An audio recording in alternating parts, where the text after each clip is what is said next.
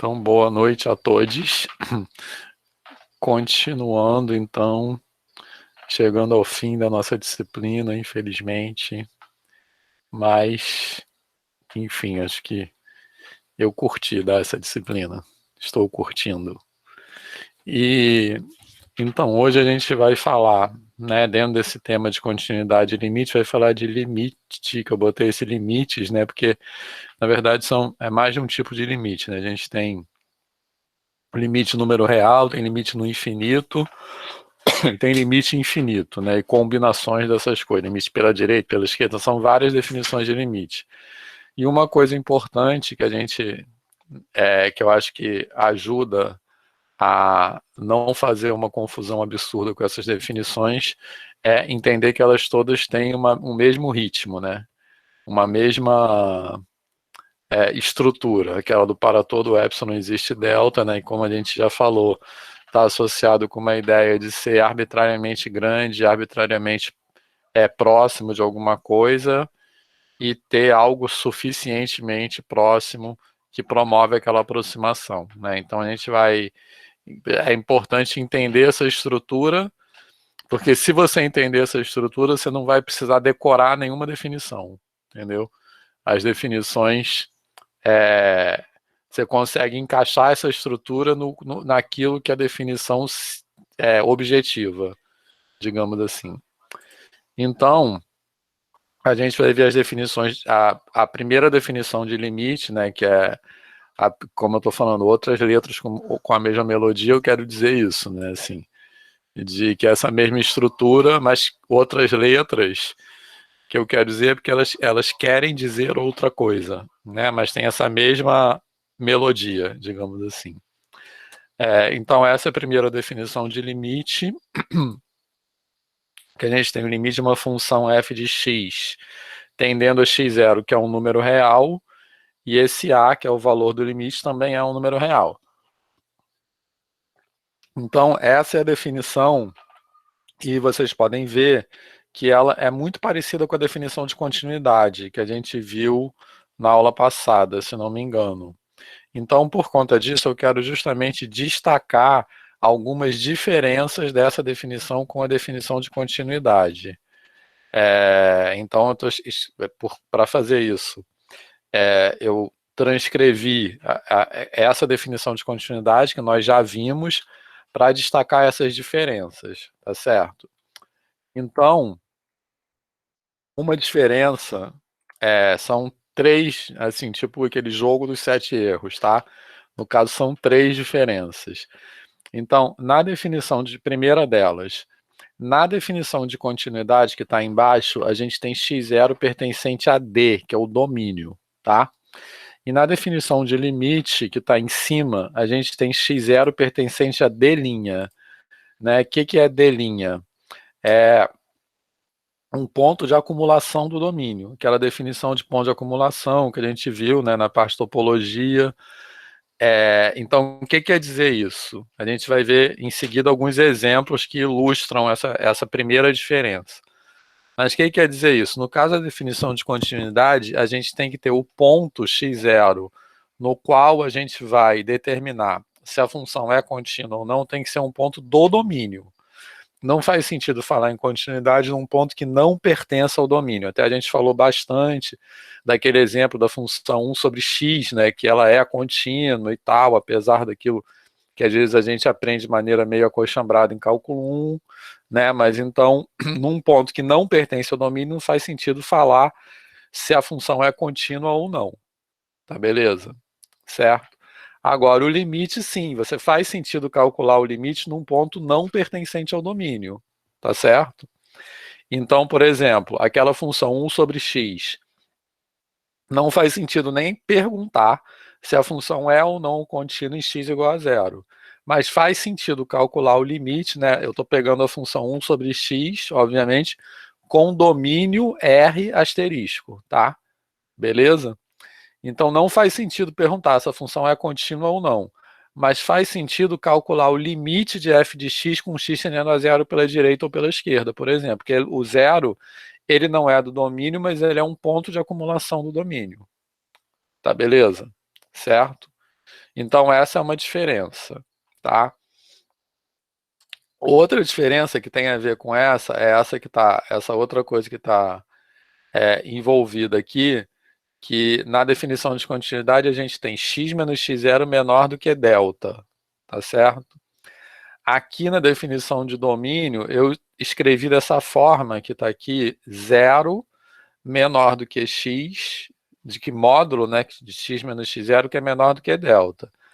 Que quer dizer, qual é o papel desse zero menor que aqui?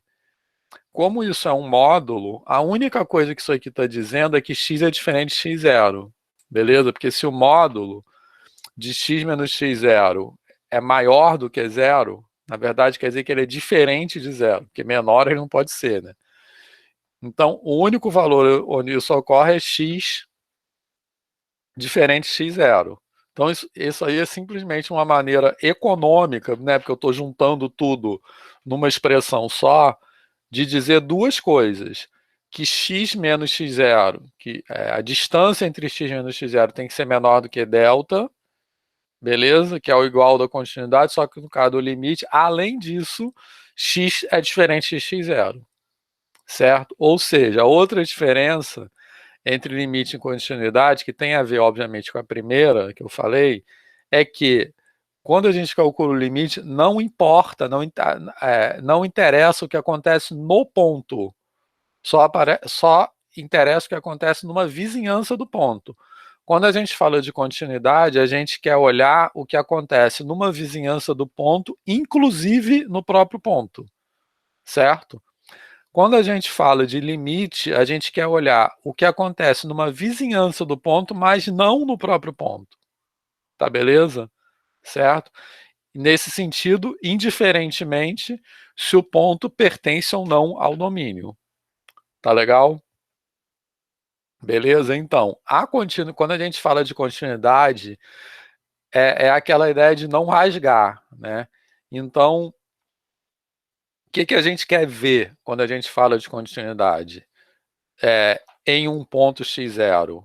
A gente quer ver se os pontos que estão próximos daquele x0 no domínio são levados pela função em pontos próximos à imagem de x0. Tá? Então, isso aí, em termos informais, né, assim, muito informais, quer dizer isso, que a função contínua ela leva pontos próximos de x0 em pontos próximos de f de x0, né? Aquela ideia de não rasgar. Então, é isso que a gente quer ver quando a gente fala de continuidade. Tranquilo?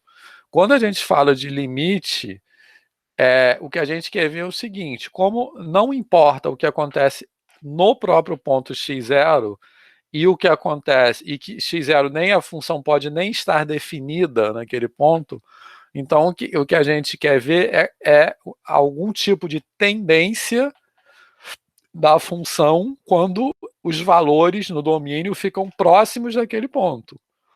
Então é isso que a gente quer ver. E obviamente que essas duas coisas estão relacionadas, mas a gente tem que destacar, é importante também destacar essas diferenças. Tá beleza? Certo?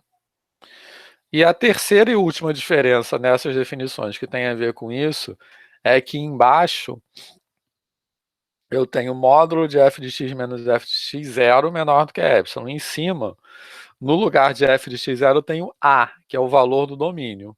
Então, isso, de novo, tem a ver com isso que eu falei agora. Na continuidade, eu quero ver se os pontos que estão próximos de x0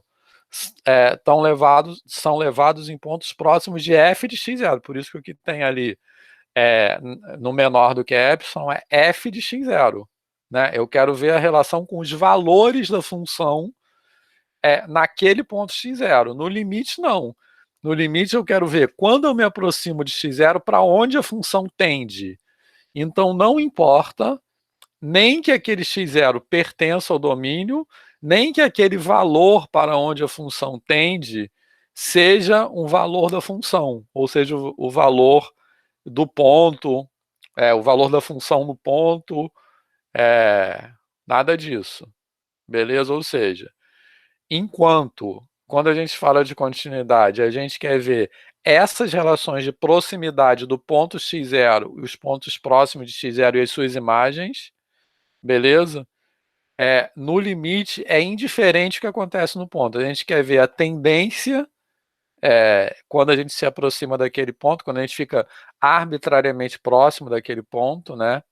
Mas não importa o que acontece no ponto. Beleza? Ficou na boa isso? Ou ficou muita informação?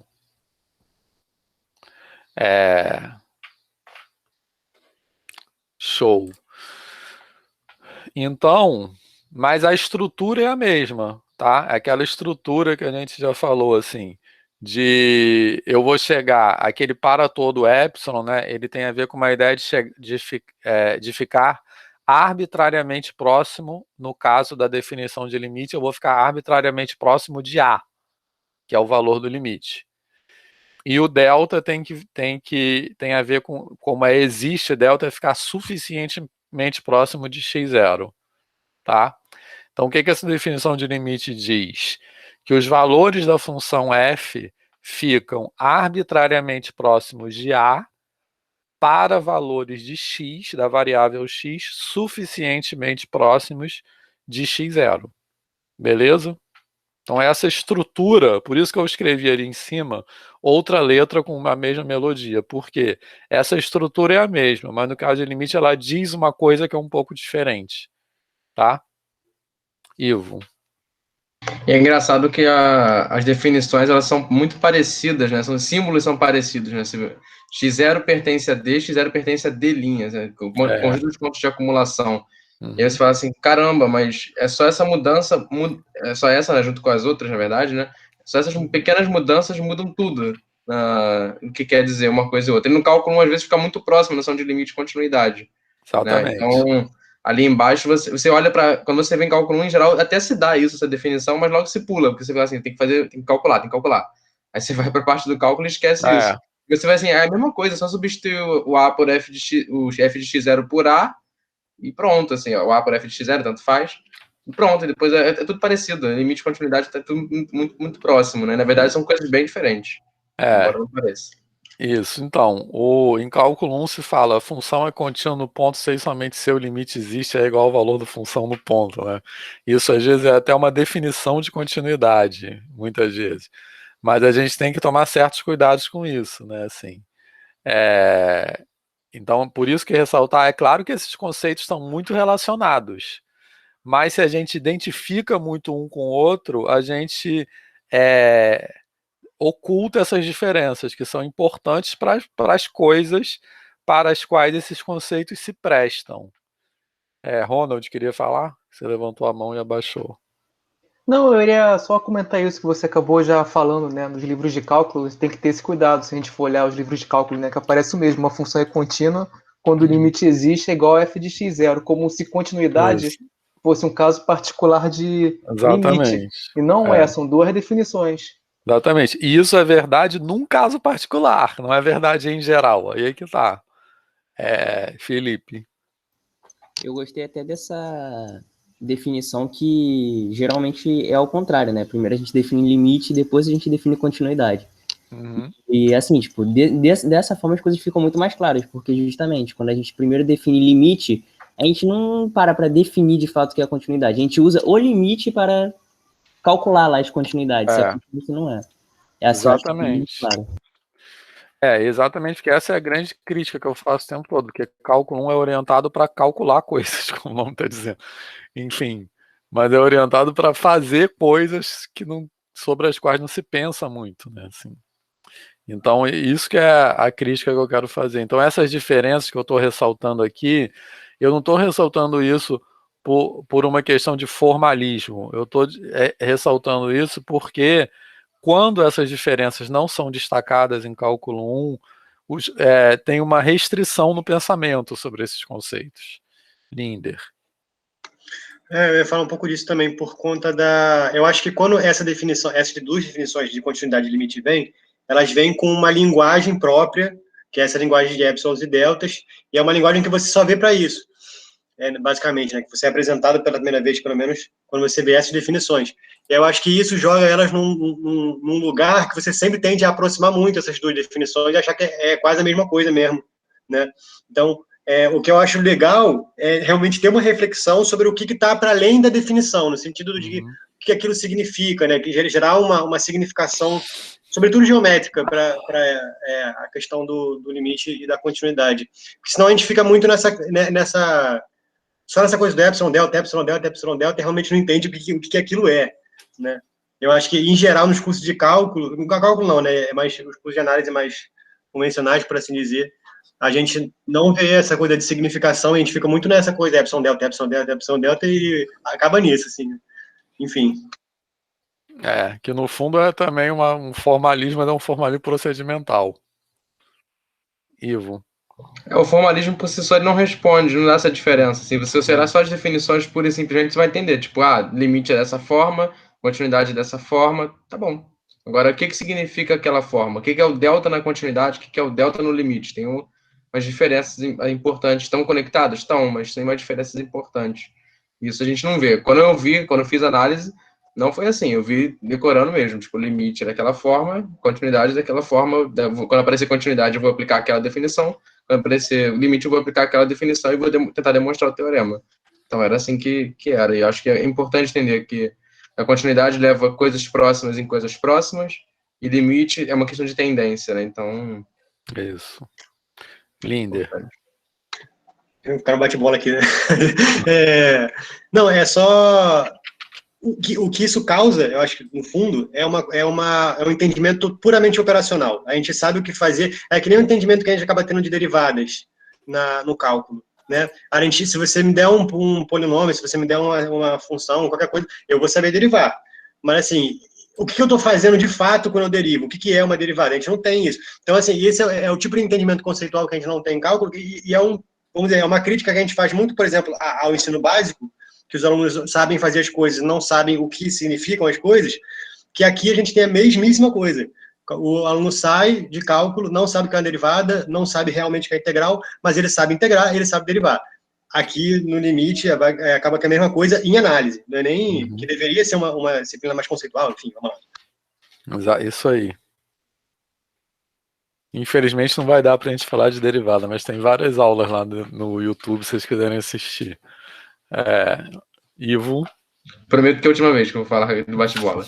É o seguinte, tem uma coisa que se expressa muito nessa proximidade entre limite e continuidade no cálculo, que são aquelas questões assim, continuidade, a única coisa que você tem no cálculo é assim, mostrar que uma função é contínua, aí você vai lá, f de x, aí abre a sentença, funciona de uma forma em todos os pontos, não funciona de uma forma no zero. Pronto, aí você tem que mostrar que o limite vai dar aquela definição que deu lá no zero, né? E aí era mais fácil, então, olha, mostra que o limite daquilo ali vai dar tanto e pronto, acabou. Você vai ficar só ali reduzir para calcular limite, então pronto, acabou, não precisa fazer mais nada. O conceito de continuidade para mim fica vazio no cálculo 1, porque é só calcular um limite. Então, para que eu estou falando de continuidade se eu só quero calcular limite? Porque cálculo não tem muito conceito, né? Cálculo 1 é só fazer coisas. Aí fica meio esvaziado mesmo. Mas enfim. Mais algum? Posso continuar aqui? Então, agora eu queria dar alguns exemplos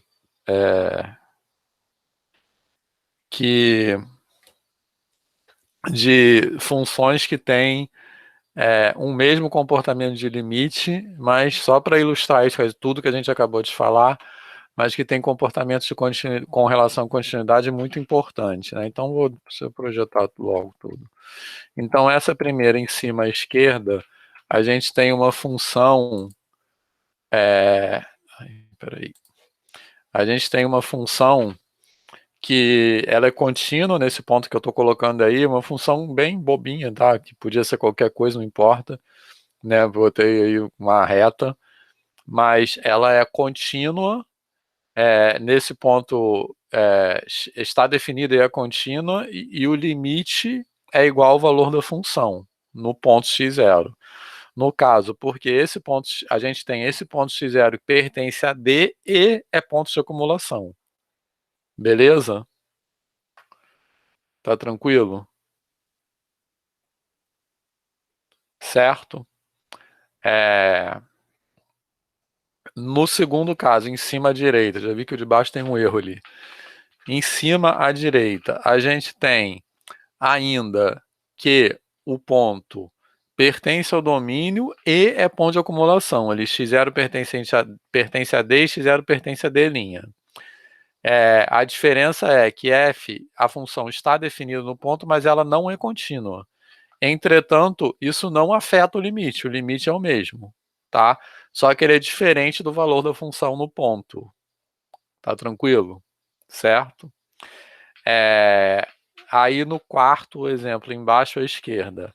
Agora a gente tem que esse ponto, eu estou colocando o domínio da função tirando um ponto, né? É o intervalo menos um ponto. Então, esse ponto x0, ele é ponto de acumulação, mas não pertence ao domínio. Então, a função não está definida no ponto. Repare que não está escrito, diferente da parte de cima, não está escrito nem que ela é contínua, nem que ela é descontínua, porque quando ela não está definida no ponto, não faz sentido falar nenhuma coisa nem outra. Mas o limite ainda é A, certo? Aí o gráfico é uma bolinha aberta. Tranquilo?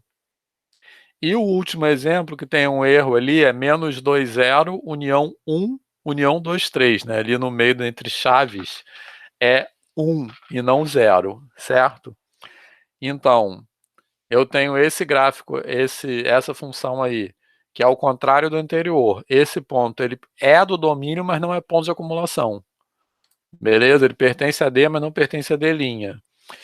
Então, a função está definida e é contínua, né? Porque a gente já falou na aula passada, quando ele tem um ponto isolado assim, ele sempre vai atender a definição de continuidade, mas não faz sentido perguntar o limite de f de x quando x tende a A.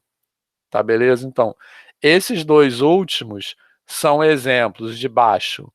São exemplos, num caso, quando eu tenho o ponto é do domínio, mas não é de acumulação, faz sentido calcular o limite, mas não faz sentido perguntar se a função é contínua ou não. Embaixo à direita, ao contrário, ele é ponto de acumulação, mas não é do domínio. Então, faz sentido perguntar sobre a continuidade, mas não faz sentido calcular o limite. Beleza? E além disso, os três primeiros, os dois de cima e o de baixo à esquerda, eles ilustram três situações que têm o mesmo valor do limite, mas que estão envolvidos com comportamentos diferentes da função. Na primeira função, está definida e é contínua. No outro, está definida, mas não é contínua. E no outro, não está definida. Então, nesse sentido, como nesses três exemplos ilustram, o valor do limite é o mesmo, isso quer dizer que o limite é indiferente ao que acontece no ponto.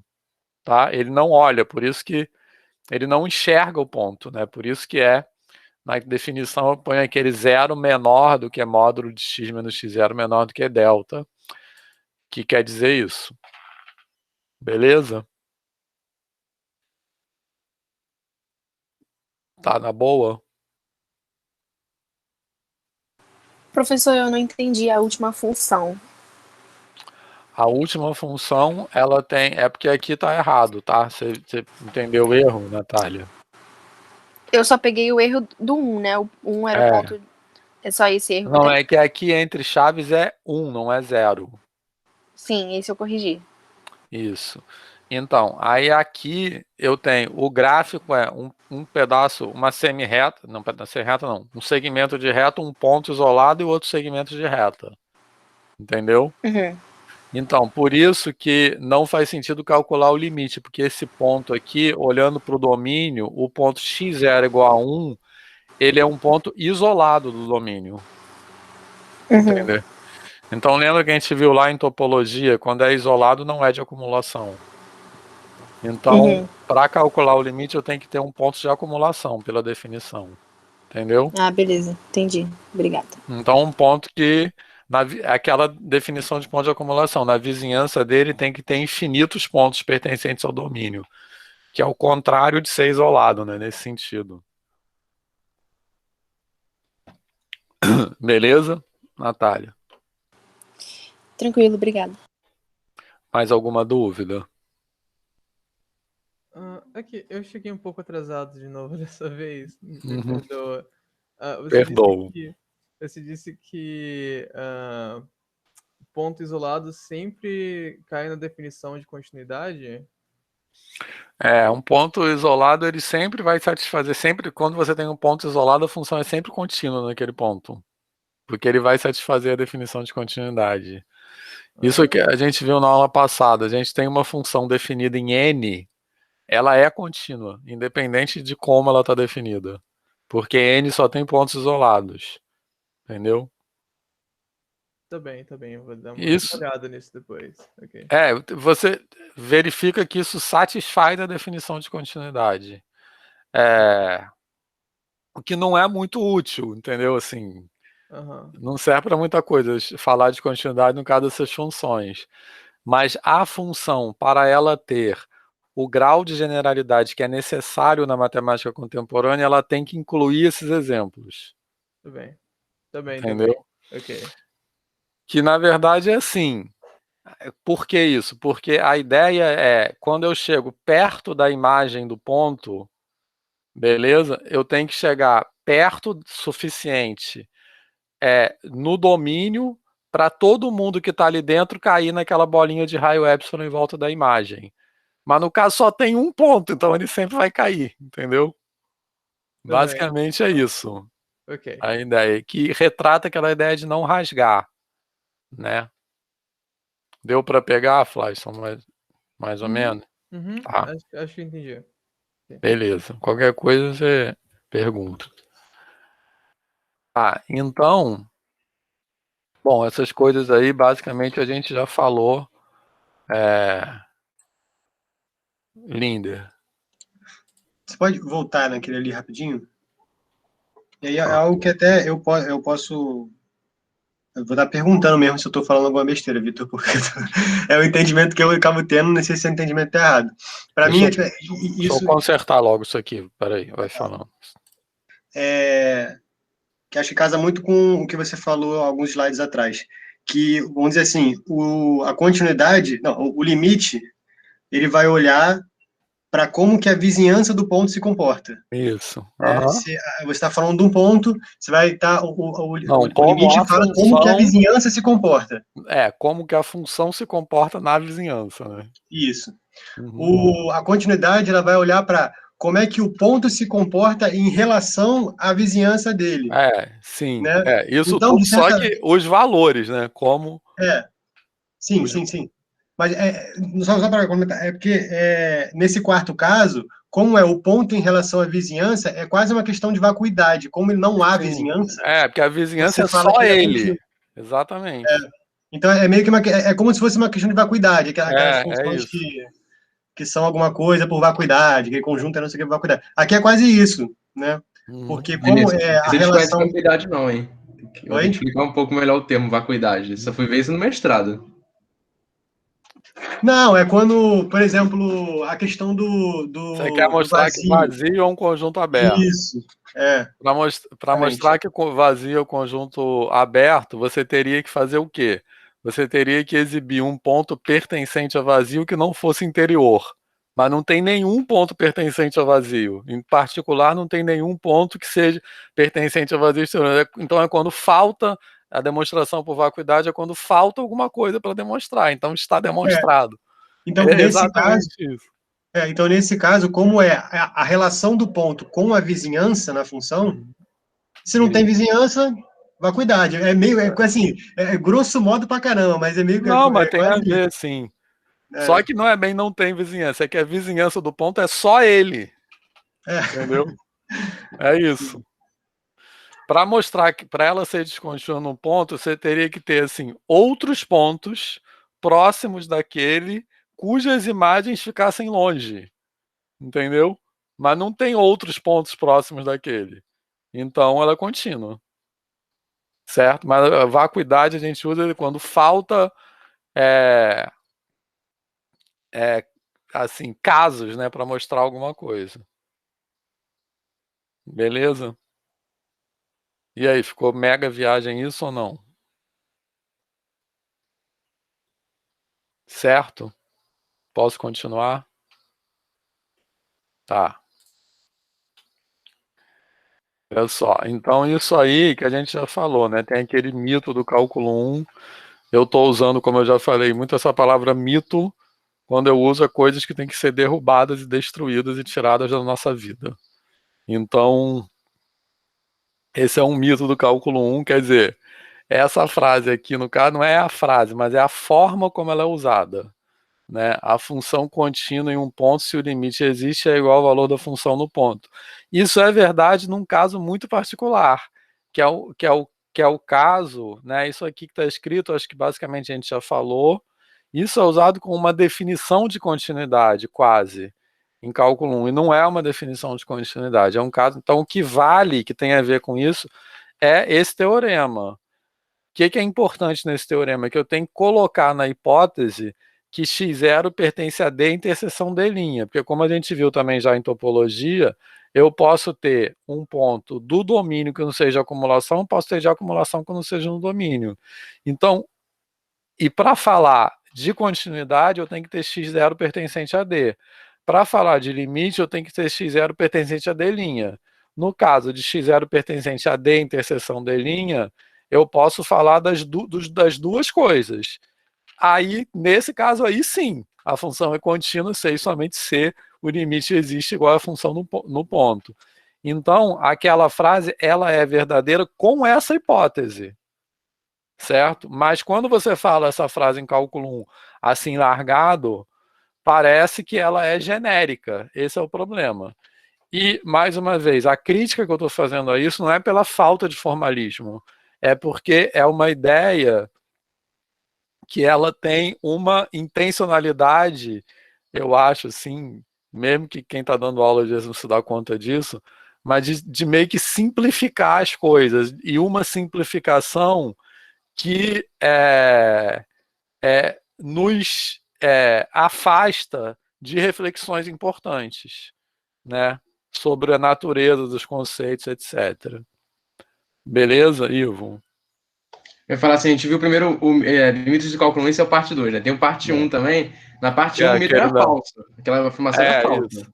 Essa afirmação ela não é falsa, mas ela não conta a história toda, assim. Eu acho que tem muito quem... Não sei se já leram o livro da Chimamanda, que fala O Perigo de uma História Única. Inclusive, estará no Roda Viva segunda-feira. Ah, é verdade. Chimamanda Adichie, imperdível. Vocês vão gostar bastante. O livro dela é uma leitura, assim, muito fluida. E tem a palestra também, então é muito tranquilo de vocês acharem. Aí ela fala, assim, que uma história única, ela não é que ela é falsa, mas é que ela não conta a história toda. Eu acho que essa frase tem mesmo um problema, esse mito, né? Bacana. Ele não conta a história toda. Ele não é falso, mas ele também não conta a história toda. O outro não, o outro é falso mesmo. O negócio de tirar lápis de papel, isso é mentira. Mas esse aí não, esse daí ele não conta a história toda. E é importante a gente desfazer esses mitos, não só no cálculo, como na educação básica mesmo. Porque ou eles são falsos, e aí cria-se uma imagem falsa de alguma coisa, e romantizada, ou então eles contam parte da história e você não tem a compreensão total de um teorema, de uma definição, seja o que for. Bom pra P2 isso aí. Isso aí. Então, alguma dúvida? No teorema ficou claro isso aí? Vitor. Fala. E o ponto que eu acho que é importante salientar é que nessa hipótese é verdade, isso não é uma definição, né? Isso daí é um teorema que se prova com as definições anteriores. Sim, exatamente. Aí, com essa hipótese, a demonstração do teorema é direto, porque com essa hipótese, aquele ponto vai satisfazer as duas definições, entendeu? É só uma reescrita a demonstração. Mas o negócio é isso, é você muitas vezes dá tudo, teorema, definição, tudo num saco só, né? É meio que, tipo assim, como se matemática fosse uma coleção de fatos, né? Essa indistinção entre o que é teorema, o que é definição, na educação superior, ela é análoga àquela indistinção entre equação e função variável incógnita, que tudo vira fórmula. Então tudo vira uma salada mista de coisas. Entendeu? Beleza, pensei isso agora, assim, mas acho que tem a ver, né? Isso, Leandro, quer falar?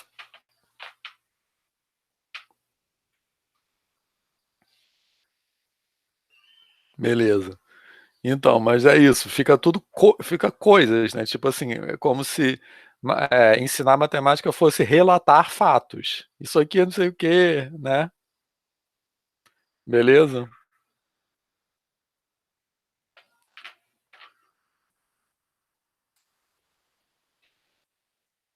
Então, bom, e aí acho que quase a gente vai acabar a matéria hoje. Então, aqui é, a gente tem essa caracterização de limite por sequências, né? É uma coisa que também é análoga àquela que a gente já viu é, em continuidade, tá certo? Que você tem, é, como eu já falei também, sempre quando a gente tem um teorema que a gente fala caracterização é porque somente ser alguma coisa que caracteriza outra, né? Assim.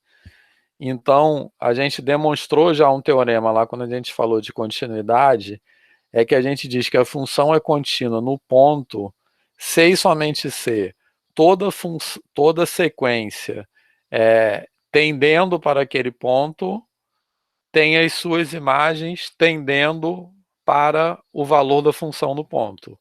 Se isso acontecer, ou seja, uma função que leva sequências convergentes para x0 em sequências convergentes para f de x0, ela é contínua. Tá beleza? Certo? Aqui a gente tem um teorema análogo a isso, só que em vez de ser f de x0 é a, que é o valor do limite. Tá? Então, o limite se caracteriza por sequências assim. Se você tem o limite de f de x é a, se e somente se para toda sequência no domínio tendendo a x0, a gente tem f de yn igual a f de xn tendendo a a, que é aquele valor. Tá? Alguma dúvida?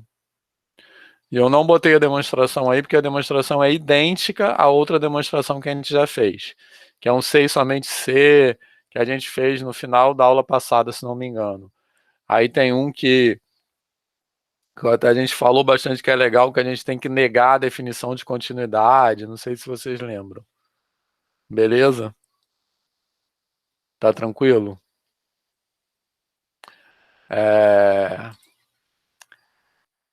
Então, demonstração como exercício, e aí, novamente, outras letras com essa mesma melodia, certo?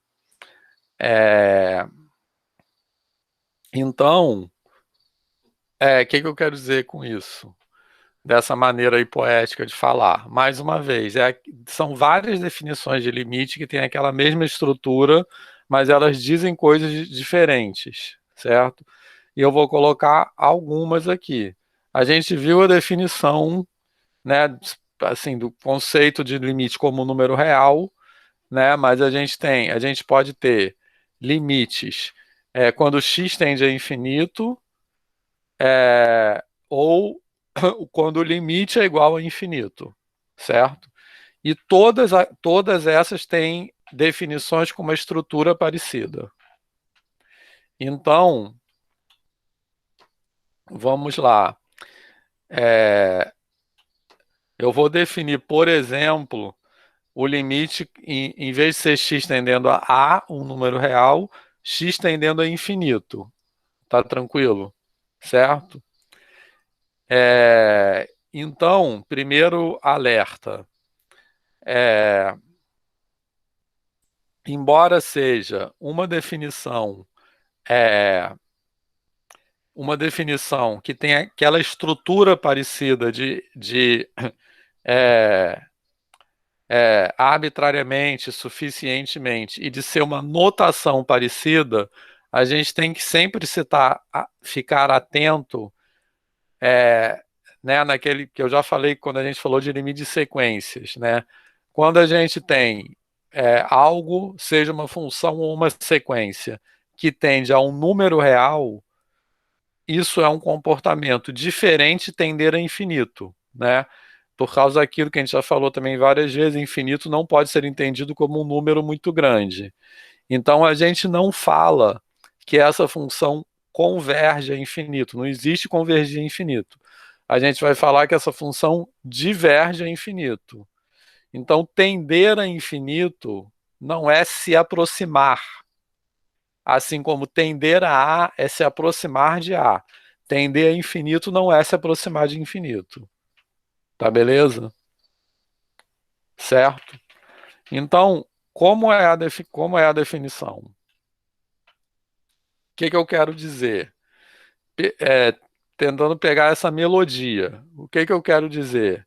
Eu quero dizer que os valores da função ficam naquela definição de limite que a gente viu agora há pouco. Vamos ver se vocês conseguem escrever essa definição aí. Naquela definição de limite, a gente dizia assim: os valores de f ficam arbitrariamente próximos de A, certo? Como é que a gente expressava isso? A gente dizia que a distância de f de x a A fica menor do que epsilon. Tá beleza? Certo? Tá? Quando a gente escreve naquela definição lá, módulo de f de x menos a menor do que epsilon, a gente quer dizer que a distância, como é para todo epsilon, a gente quer dizer que a distância de f de x a A fica arbitrariamente pequena, tá? Que f de x fica arbitrariamente próximo de A, certo? Aqui, né, no lugar de A eu tenho infinito. Como eu disse, eu não posso dizer que f de x fica arbitrariamente próxima de infinito, certo?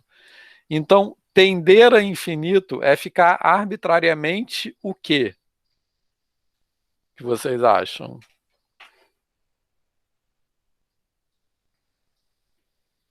Não é arbitrariamente próximo de A, então é arbitrariamente o quê? Arbitrariamente grande? Arbitrariamente grande, né? Então essa definição aqui ela vai dizer o seguinte: os valores de f ficam arbitrariamente grandes para valores de x suficientemente próximos de x0. Tá beleza? Certo? É isso que essa definição vai dizer. Como é que eu expresso isso? Eu expresso dessa forma aí. Para todo m maior do que zero, esse m maior do que zero vai aparecer aqui no final. Certo? Quando eu digo aqui que f de x fica maior do que m para todo m, eu quero dizer exatamente isso. Certo? Que os valores de f ficam arbitrariamente grandes. Tá legal? Beleza? Tranquilo? E a parte do meio é igual, certo? Porque a parte do meio é que corresponde a x tendendo a x0. Então são valores de x suficientemente próximos de x0. Felipe. Posso dar uma viajada? Pode. Deve. Então, lá no início, né, tipo, quando trabalhou com continuidade, você tem até no slide, né, que você colocou mudanças na definição de continuidade. Como, mesmo. por exemplo, para todo epsilon maior que zero, existe um delta, e você mudou, tipo, para todo delta maior que zero, existe um epsilon. Nessa definição, por exemplo, o que seria diferente se eu colocasse, tipo, para todo delta maior que zero, existe um m maior que zero? Então, boa questão, dá para prova essa aí. Sacanagem. Então, boa pergunta. A gente teria que parar e pensar. Mas isso é um exercício para a gente fazer. Provavelmente, aliás, a gente não fez. Sexta-feira, como vai ter tempo, a gente pode fazer aquele exercício da continuidade, que eu acho que ele é bacana. Mas provavelmente a gente não conseguiria essa questão da arbitrariedade, entendeu?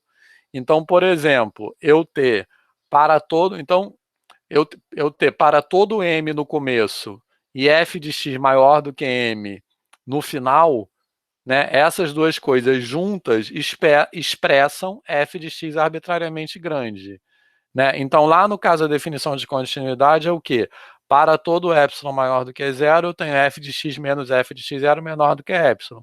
Essas duas coisas juntas, naquela definição, expressam o arbitrariamente próximo de f de x0. Entendeu? Então, aquele exercício lá, que você, muito bem lembrado, quando você muda isso, você perde essa arbitrariedade. Então, você não aquelas variações da definição, elas não servem porque elas não te forçam a ser arbitrariamente próximo de f de x. Aí vai acontecer uma coisa parecida. Então a gente pode fazer esse exercício, que é bacana. O exercício é falar o que é para tudo delta existe um m? Teria várias, mas sim, por exemplo. É porque se botar isso é simplesmente para dizer que para todo delta existe um m, quer dizer que ele vai ter um máximo só. Aham. Né? Isso. Agora, aqui não, aqui quer dizer que história. Exatamente. Para todo m, esse m, como ele é para todo, ele força aquilo a... Porque quando você fala tendência infinita, quer dizer que ela ultrapassa qualquer m. Entendeu? Certo? Então por isso que tem que ser para todo. Entendeu? Mas justamente essas reflexões, né, que é bacana, aquele exercício que eu botei lá, ele é para provocar essas definições. O Felipe faz todos os exercícios, muito bem. Né, Felipe? É verdade isso. Eu faço. Então, tá certo. Beleza? Então, é para isso. Acho que é importante pensar nisso, porque se a gente, e um pouco o objetivo daquele exercício que eu coloquei, é porque se a gente olha essa definição, parece que ela nasceu no estalo, né, de alguém que sacou, e essas definições, para elas adquirirem essa forma, foi tipo séculos de discussão, né, dentro da comunidade matemática, e a gente aprende ela num dia, parece que ela, tipo assim, que ela nasceu pronta, assim, né, então são vários... Né, até entender que para dizer o que a gente quer dizer é isso que a gente tem que escrever, né, digamos assim. Né, então o objetivo daquele exercício é um pouco resgatar esse processo, né, assim, de ir mudando as coisas. Beleza? E aí, tá legal? Todo mundo... alguém tá perdido aí? Nessa pergunta do Felipe? Tá na boa? Tá.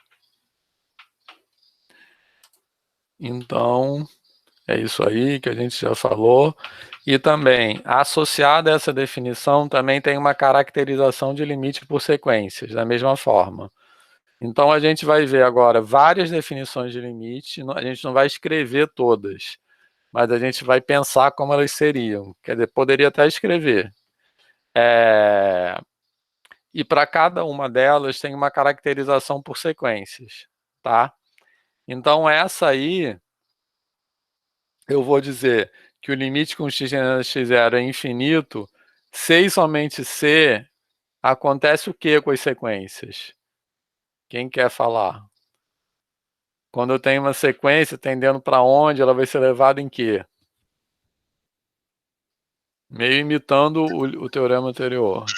Quando o xn se aproxima de x0, ele tende a x0, então a sequência f de x0 diverge. Mas diverge só não, diverge é infinito. É infinito. Isso. Beleza? Certo? Então, tudo isso tem a ver com entender o ritmo, a estrutura dessas definições. Então, repare que isso aí é exatamente o que o Felipe falou, tá?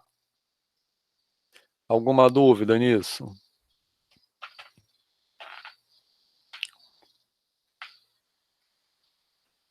Tá na boa?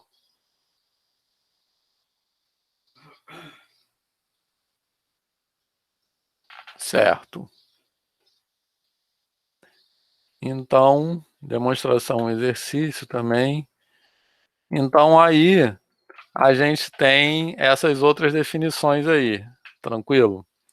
Que eu não escrevi, mas a gente pode, se vocês quiserem, a gente pode escrever. Quer dizer, eu não vou conseguir escrever aqui, mas eu posso falar e alguém pode escrever. Então, enunciar essas definições ali. A primeira em vez de eu ter x tendendo a x0 igual a infinito, eu tenho x tendendo a infinito igual a um número real. Tá beleza? Certo? Então, para escrever essa definição, a primeira coisa que eu tenho que fazer é traduzir ela em palavras. Tá? Então, o que essa definição aí vai ter que dizer? Ela vai ter que dizer que, vê se dá para acompanhar, que os valores de f de x ficam suficientemente próximos de A para valores de x suficientemente... Desculpe, voltando ao começo. Os valores de f de x ficam arbitrariamente próximos de A para valores de x suficientemente grandes. Tá legal? Beleza? E alguma dúvida nisso que eu acabei de falar? Eu me perco nessa situação quando você fala suficientemente grandes. São os mais próximos do infinito? Não, então, eu estou falando duas coisas, arbitrariamente e suficientemente. E aí eu me perdi. É bem parecido com a sequência. O Ivo escreveu. Isso. Porque, assim, o arbitrariamente tem a ver com para todo e o suficientemente tem a ver com existe. Então, arbitrariamente próximo de A quer dizer que eu vou chegar perto de A tão quanto se queira. Entendeu? Beleza? E aí, para cada distância em volta de A, certo? Eu consigo chegar perto o suficiente aqui é infinito, não é isso, mas enfim. Faz de conta que seria o outro, o primeiro. A gente pode voltar, como a gente tem com tempo até hoje, a gente pode voltar ao primeiro.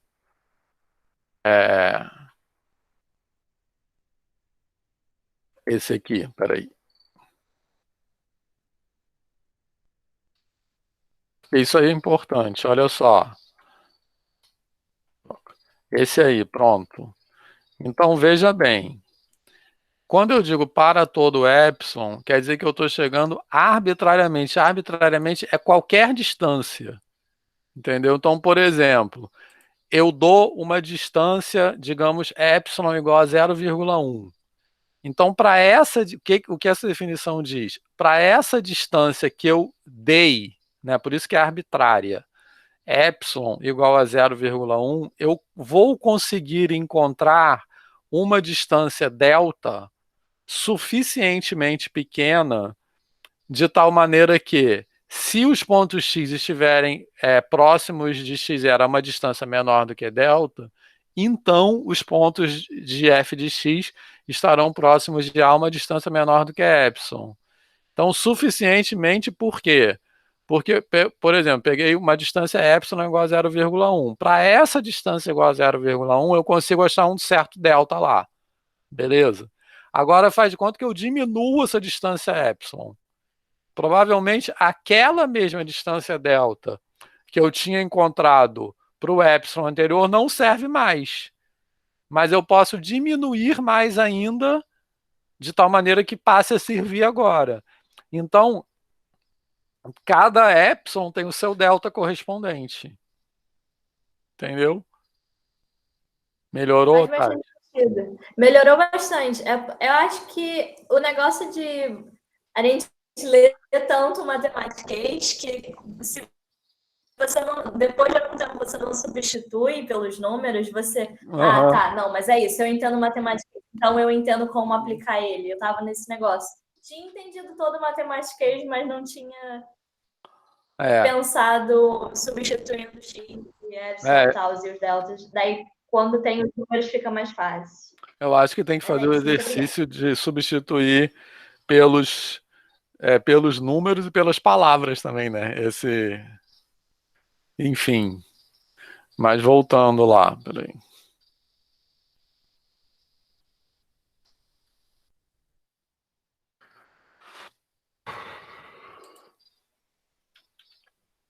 Então, esse aí.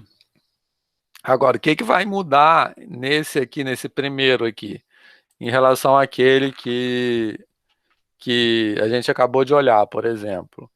Que em vez de ter x tendendo a x0, eu tenho x tendendo a infinito, mas a estrutura é a mesma, certo? Então, o que essa primeira definição aí ela tem que dizer? Que os valores de f ficam arbitrariamente próximos de A para valores de x0 suficientemente grandes, tá? Então, por exemplo, arbitrariamente próximos de A, eu vou pegar uma distância, tipo 0,1, certo? Para aquela distância 0,1 em torno de A, eu vou conseguir pegar valores de x suficientemente, digamos, maior do que 1000, de tal forma que a distância até A de f de x seja menor do que aquele 0,1 que eu peguei.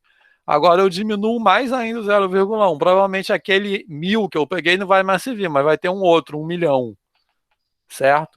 Essa é a situação, só para quem não, para identificar, isso aqui é uma assíntota horizontal, tá beleza? Certo? Quando eu tenho esse comportamento aí, é uma assíntota horizontal. Então, como é que eu expresso isso na definição? Repetindo, f de x fica arbitrariamente próximo de A para todo x suficientemente grande, porque é x tendendo a infinito. Como é que eu escrevo isso? Não está escrito aí no PowerPoint, mas eu posso até escrever. Então, mais alguém quer falar?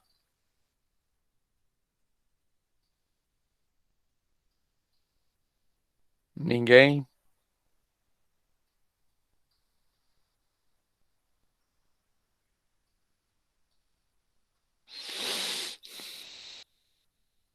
Eu não sei, eu não tenho confiança suficiente no meu matematiquês para escrever. Tá. Não, é tranquilo. Então, posso falar? Qual delas é a segunda, né? Oi? A segunda. Não, a primeira. A primeira? Isso. Para todo epsilon maior do que 0, Uhum. existe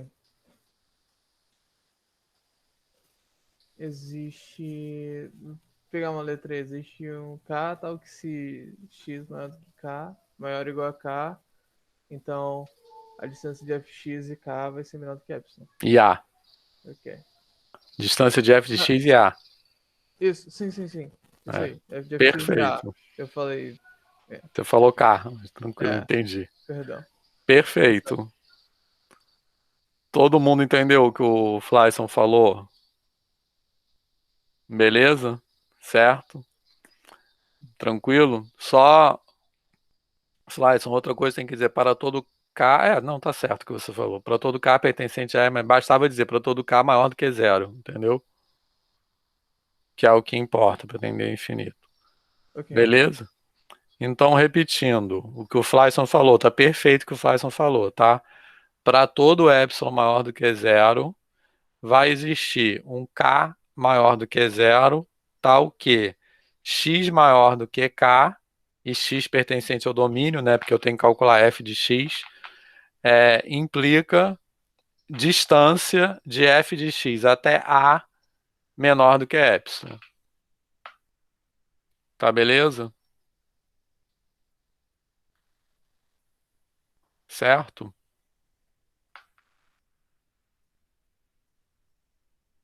Tá tranquilo? Tá? Uma outra observação também. Na definição anterior, deixa eu voltar aqui. Nenhuma dúvida, né, com relação a isso que o Flyson falou. Todo mundo anotou aí? Tá. Na outra definição, na definição anterior, eu tinha. Eu tenho. Eita, voltou pra caramba. Eu tinha essa hipótese aí, x0 pertencente a D', certo? Que também tem. Peraí. Nessa definição aqui, ó, não nessa não. Nessa aqui, que é a definição quando f de x tende a infinito, eu tenho x0 pertencente a D' também, tá? Para fazer sentido calcular o limite de f de x em x0, eu preciso que x0 seja ponto de acumulação, ele não pode ser um ponto isolado. Tá beleza? Certo? Então, eu tenho que incluir, nessa definição, tem que incluir essa hipótese de x0 pertencente a D' para que faça sentido calcular o limite quando x tende a x0, tá? Nessa definição aí, na primeira lá, que o Flyson falou, também tem uma hipótese que eu tenho que incluir na definição para que faça sentido calcular esse limite, que não é infinito ser ponto de acumulação, né? Porque a hipótese que eu tinha lá é x0 ser ponto de acumulação. Agora, no lugar de x0, eu tenho infinito. Beleza? Então, não posso falar que infinito é um ponto de acumulação no domínio, porque infinito não é um ponto, não é um número real. Mas tem uma hipótese que tem esse papel. É uma hipótese que garante que faz sentido calcular esse limite. Beleza? Certo? Então, que hipótese é essa? Por exemplo, eu quero calcular o limite de uma função quando x tende a infinito. Tranquilo? Se o domínio dessa função for o intervalo 0, 1, faz sentido calcular o limite quando x tende a infinito? Dessa função aí? Não, né? Então, qual é a hipótese que tem que ter? O domínio tem que ser o quê? Real? Não necessariamente real, mas ele tem que ser não limitado superiormente. Tem que ser de um ponto até mais infinito. Isso, por exemplo. Que o Leandro escreveu ali também, beleza? Tá? Se ele for limitado, eu não posso tender a infinito, né? Assim. Tranquilo? Bem, outra coisa. Para cada definição dessas, como eu disse, também tem um teorema de sequências, tá? Tipo esse que a gente anunciou aqui. Esse teorema ali embaixo, certo? Então, para essa aqui, focando na primeira por enquanto, tá? Também vai ter um teorema de caracterização por sequência. Como é esse teorema? Eu tenho que ter uma sequência tendendo a xn tendendo a quanto? F de xn vai tender a quanto? Fala aí. Xn diverge e f de xn tende a A. Isso, diverge a infinito. Isso. Então, exatamente, não está escrito isso no PowerPoint, mas é isso. Quando xn, o limite de f de x quando x tende a infinito é igual a A, se e somente se, para toda sequência tendendo a infinito, eu tenho, toda sequência xn tendendo a infinito, eu tenho f de xn tendendo a A. Tá legal? Certo? Beleza? E aí eu tenho esse outro limite aqui, né, que é esse primeiro daqui de cima é um limite no infinito, que a gente chama, certo? O anterior, que está no slide anterior, é um limite infinito, porque é a função que tende a infinito. O segundo aí da lista é um limite infinito e no infinito, tá certo? Que aí as definições são, obviamente, combinações dessas coisas. E esse outro aqui é um limite lateral, né, que eu também posso ter. Limite com x tendendo a x0 pela direita. Então, quando eu quero, que pode ser pela direita ou pela esquerda, quando eu tenho x tendendo a x0 pela direita, o que isso quer dizer? Quer dizer que eu vou pegar os pontos x apenas maiores do que x0. Tá certo? Beleza? Então, na definição, eu tenho que escrever x menos x0 menor do que delta e x maior do que x0, por exemplo. Tá legal? Beleza? Tranquilo? Ou posso escrever também isso que eu falei de forma econômica, da maneira que eu vou escrever aí no chat, ó.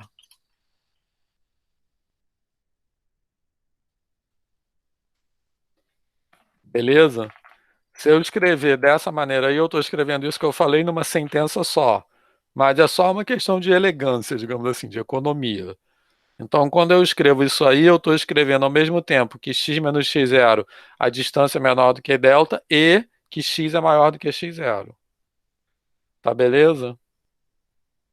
Certo? Bem, e aí eu botei ele dentre outros, porque aí depois tem um monte de combinação desses, né?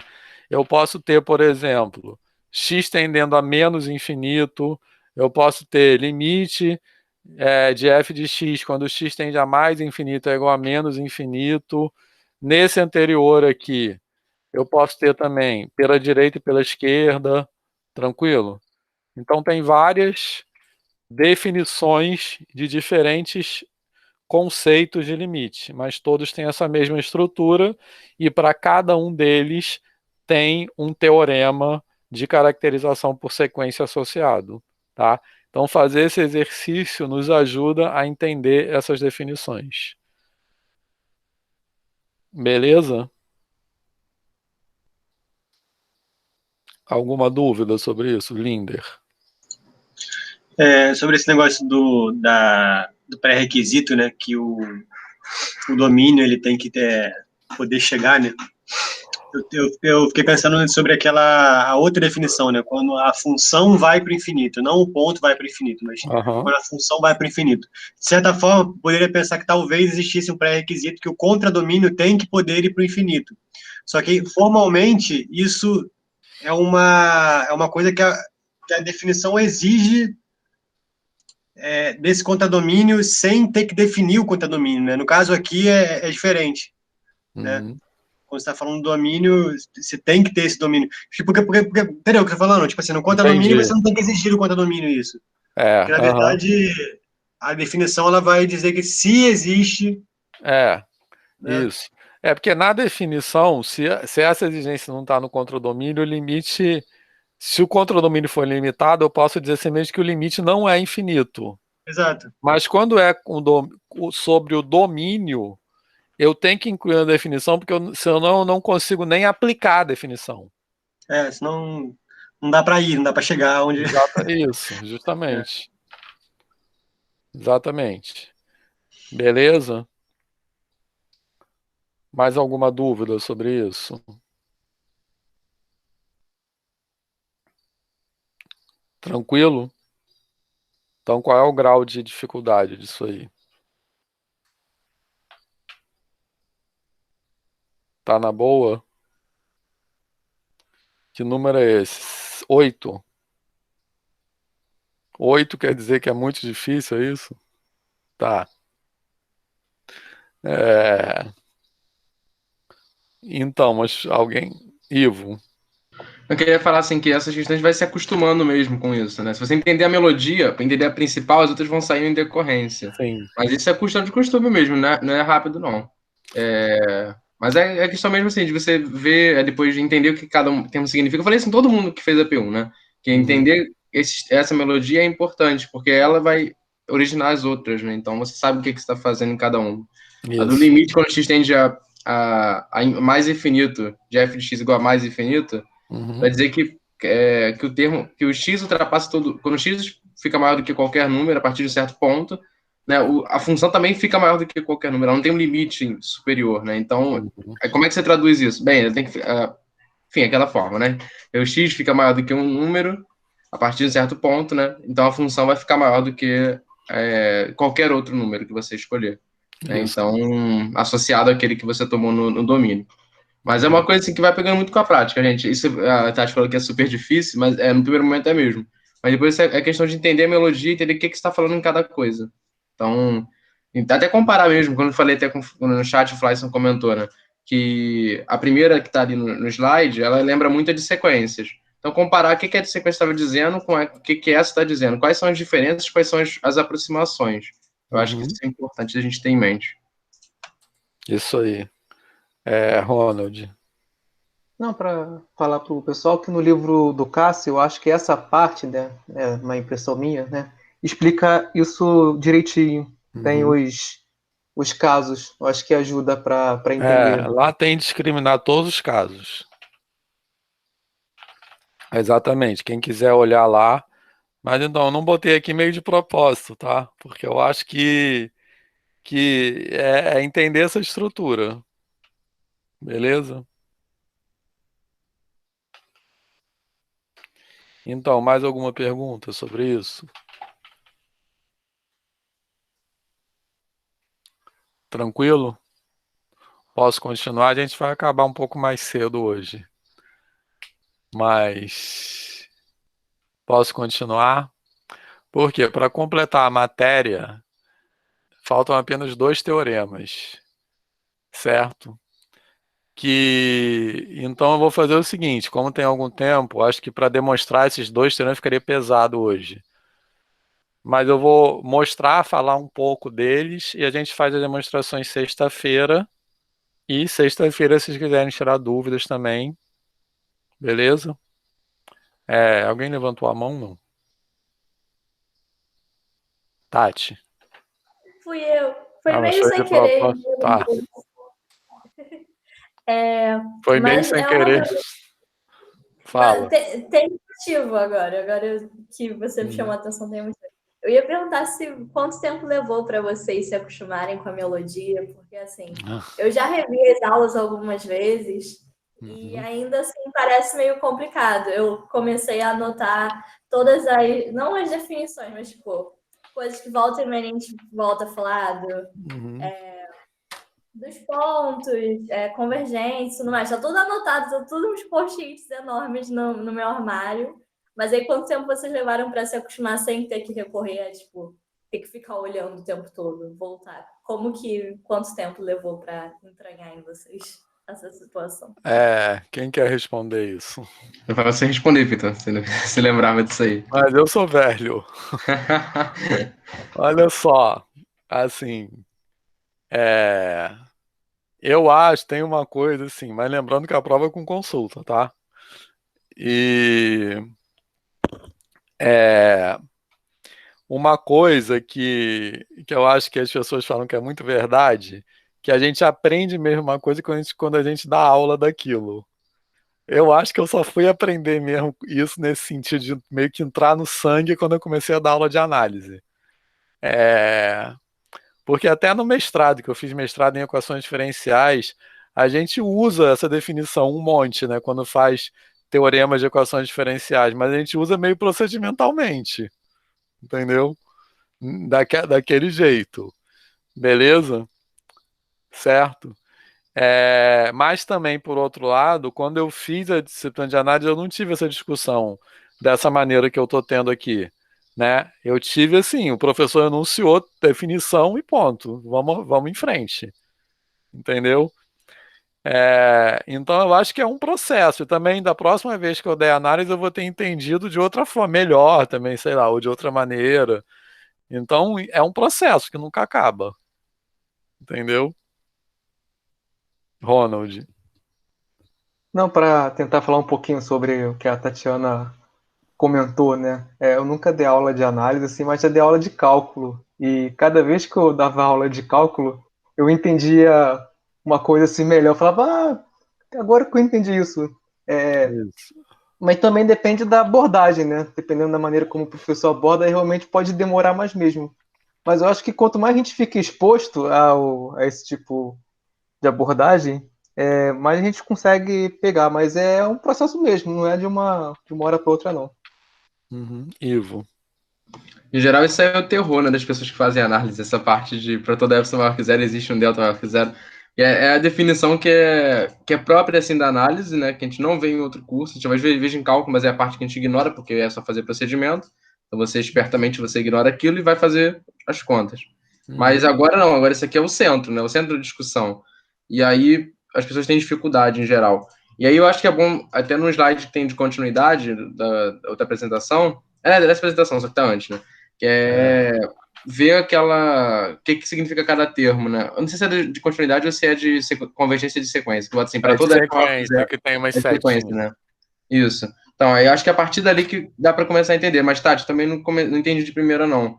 No primeira vez que eu fiz análise, eu acho que assim, eu conseguia transpor, né? Tipo, pegar a definição limite de x tendendo a x0, de f de x igual a e começar a transpor, né? Quando é infinito, quando o outro é infinito, e por aí vai. Eu até conseguia fazer isso, mas é como o Vitor falou, eu vou sempre reaprendendo. Quando eu vi no mestrado, eu vi de outra forma, e agora eu tô vendo de outra forma também.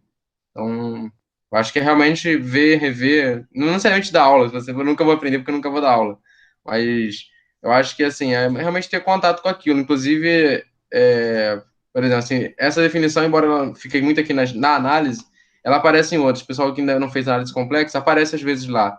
Não é o foco, normalmente não é o centro, mas aparece lá. Tenta entender quando você chegar lá e ver como é que aquilo se aplica nos números complexos. É bem muito parecido, que é o módulo, é a mesma coisa, só que modular significa outra coisa. Fala, Vitor, desculpa. É, porque é distância. É distância, isso. Então, tenta quando voltar lá, rever isso aí e ver como é que funciona lá. Lá vai ser, aí a distância vai ser diferente. Não é um intervalo, então você está fazendo uma bolinha mesmo, a bola, literalmente bola. Então, ver isso em outros conjuntos também é bacana, eu acho, para entender essa definição. É difícil, não estou dizendo que é fácil, não, mas eu acho que ajuda. E eu acho que mais difícil ainda acho que é manipular, assim, tem que demonstrar alguma coisa, eu vou manipular aquilo, aí dá trabalho, aí tem que entender bem o que está acontecendo, né? E uma demonstração que o Vinícius gosta, que é de usar sempre bola, assim, essas coisas, talvez ajude visualmente a ter a intuição do que fazer. Sim. Isso. Obrigada pela exposição aí. Eu acho muito maneiro isso que o Vitor falou. Adorei que todo mundo comentou, eu me senti muito assim, especial, todo mundo comentou na minha pergunta. Linder não comentou, anotei aqui. Mas eu tenho esse negócio também de eu aprendo melhor ensinando, e acho que isso ficou muito claro para mim do terceiro ano para cá, mas quando eu cheguei na faculdade, eu só percebi que isso era realmente um negócio que eu precisava fazer para toda a matéria depois que eu fiz cálculo agora, a terceira vez. Uhum. E aí eu fazia bate-papos com um amigo meu e aí a gente se ajudava fazendo questões, eu explicava para ele explicava para mim. E aí eu percebi que, nossa, só assim que eu consigo fazer matéria de matemática pura, eu explicando um para o outro. E então, acho que levou muito tempo para eu pegar, mas é basicamente isso. Tem um nome também para esse tipo de aprendizado, né? Aprender melhor quando você ensina. Vygotsky chama isso de zona proximal, mas assim, eu acho que até é uma forma de falar. Mas eu acho que, aproveitando o gancho que a Amanda está falando aqui da prova, eu acho que esse modelo de prova que a gente está usando aqui, ele é proposto para isso. Entendeu o que ela falou? Que ela aprendeu o negócio fazendo a prova e tal. Então, eu acho que esse modelo que a gente tem aqui de prova, eu acho que ele é melhor para aprender e é melhor para avaliar também, no sentido de entender o que a pessoa sabe ou não sabe, digamos assim, o que a pessoa tá sabe ou não sabe não, que é ruim isso, mas o que a pessoa está pensando, como a pessoa está pensando, né, assim. Então, eu queria também aproveitar esse gancho para falar que durante a prova, vocês não precisam ter nenhum constrangimento de conversar entre si, nem de perguntar coisas. Sobretudo de perguntar coisas lá pelo, né? Quer dizer, se for perguntar coisa, não é para me mandar por WhatsApp, tá? É para mandar lá pelo Google Classroom. Certo? Que também é para todo mundo ver a pergunta. Felipe. Em relação à prova, eu acho que a prova em si ela já é um grande gancho, né? Para você aprender a própria disciplina e aprender a ensinar também. Porque, por exemplo, a questão 1 da P1, que eu já na conversa com vocês até falei, que eu fiquei maravilhada nessa questão, né? Eu acho que se a questão, o item B, por exemplo, da parada dos intervalos, se ela não tivesse o item A, eu não sei se eu saberia. Eita! Isso. Se não tivesse o item A, eu não sei se eu saberia explicar daquele jeito. Entendeu? Então, assim, eu acho que se um aluno, eu acho que se eu não tivesse feito aquilo, se um aluno chegasse para mim do nada e perguntasse aquilo, eu não sei se eu responderia do jeito que eu escrevi. Se eu utilizaria o item A para responder aquilo, ou se eu mesmo saberia responder, né? Isso. Eu acho que... Exatamente. A prova é pensada e por isso é uma prova, assim, que é para você pesquisar aquelas coisas, mesmo, pesquisar nesse sentido, de ir refletindo sobre, conversar. Então, por isso que eu tô falando que não tem que ter constrangimento. O que a gente espera nessa prova? A gente espera que vocês troquem ideias, mas na hora de escrever, expressem as suas ideias, que são construídas a partir desse compartilhamento, dessas conversas e tal. Por isso que a prova, esse formato de prova, não é só assim, responda. Tem questões que são responda, tem questões que são se posicione. Né? Então, tipo assim, se as pessoas conversarem, mas todo mundo escrever a mesma coisa, vai ficar ridículo. Entendeu? Ivo. A prova também é pensada assim, às vezes, aqui, né? Que é um momento de aprendizagem mesmo. Você vai fazer a prova, você aprende as coisas. Muitos relataram isso na entrevista, né? Mas aprende mesmo, tipo assim, você não sabia aquela construção. A P2, eu sugeri uma questão, o Vitor não viu ainda, mas é uma questão de aprendizagem mesmo, tipo assim, que vai mostrar uma outra coisa. Se ele aceitar essa questão, vocês vão ver lá depois. Que é assim, é para você aprender mesmo, ver como uma outra forma. Então, é importante vocês terem essa noção. Porque às vezes a gente acha assim, pô, aprendi até aqui, aí tem um espacinho, intervalinho, que agora eu vou fazer a avaliação, depois eu vou dar outro conteúdo e acabou. Então, a avaliação parece que é descolada da aprendizagem, não é assim, né? Ela não é para medir sua aprendizagem, não é isso. Acho que a avaliação é muito mais que isso. Uhum. Conta aqui pra gente. Não vou contar, tem graça. Vocês vão saber, gente, é sábado já. Pertinho. Ronald. Não, o que eu ia comentar é o que o Ivo já comentou mesmo, né? Não tem aquilo, você vai estudar para a prova, né? Que você está aprendendo até a prova, e na prova você para, você só faz aquilo e depois continua estudando, né? É até um pouco cansativo esse tipo de prova, mas acaba servindo como 3 dias de estudo intensivo. Então a prova funciona como aprendizagem mesmo. Isso. E eu acho que esse esquema convencional, né, dos cursos de graduação, ele nos leva muito a uma forma de pensar que é assim, vou estudar para a prova, depois acabou a prova, eu esqueci, saiu da disciplina, eu esqueci aquela disciplina. Né, assim, é muito assim, esse formato, né, de curso de graduação, que até que eu estava falando ali sair de cálculo 1, eu esqueci cálculo 1. Entrou cálculo 2, eu vou aprender tudo. Que ela até estava falando ali agora com o Flyson, né? Que a aprendizagem é não limitada no chat. Exatamente. Felipe. Esse negócio de até esquecer depois é muito bizarro, né? Eu, no ensino médio, sempre fui muito bom em matemática, mas também tinha uma matéria que eu até já cogitei fazer, que era química. Eu era muito bom em química. Pô, eu era horrível. Sério. Eu era muito bom em química. E aí, tipo, eu acho bizarro que eu acabei o ensino médio em 2019. Eu acho bizarro que hoje eu não sei mais nada de química. Eu esqueci literalmente tudo. Porque, assim, por mais que eu era muito bom, eu sempre estava no dia a dia concorrendo aquilo para fazer uma prova, para estudar para outra prova, para fazer isso, para fazer aquilo. Então, assim, a partir do momento que a gente para de usar ou a gente não tem mais contato diário com aquilo, a gente esquece. Tipo, eu fico bizarro. Eu falei, nossa, eu sabia tanto, eu já não sei mais nada. Pois com certeza. Nossa, eu era horrível em química, vocês não têm noção, não consegui entender nada. Tati, quer falar?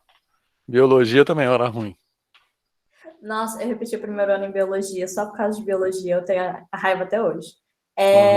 Eu tenho esse negócio, eu não sei qual professor eu já fui na minha vida como aluna. Não sei se a mentalidade de professora já tinha entrado, mas eu ficava tão chateada todo final de ano quando os meus colegas falavam: ai, graças a Deus, acabou essa matéria, nunca mais vou ver ela. Daí chegou o ensino médio, eu tipo assim, haha, se ferrou, porque tá tudo isso aqui é revisão e aprofundamento do que a gente viu no Fundamental 2, e eu meio que já sabia disso, porque eu sabia que ia acontecer eventualmente. Mas eu achava muito engraçado esse pensamento, né? Eu acho que é um pensamento muito errado para a gente ter como aluno. Eu acho que é muito a situação de tipo, a gente é treinado para fazer uma prova no final do ano, depois que essa prova acabar, você vai ver novas coisas e tal, o próximo ano é sobre outras coisas. Fica nesse ciclo, você está sempre se preparando para uma prova, e aí você meio que fica nessa de... Tá, depois que essa prova passar, essas coisas que eu tô estudando para essa prova não são mais importantes. E é um negócio que a gente tem que quebrar de educação, porque a gente está levando até agora. Eu e vários outros colegas temos isso com algumas matérias da graduação que não é pra gente ter.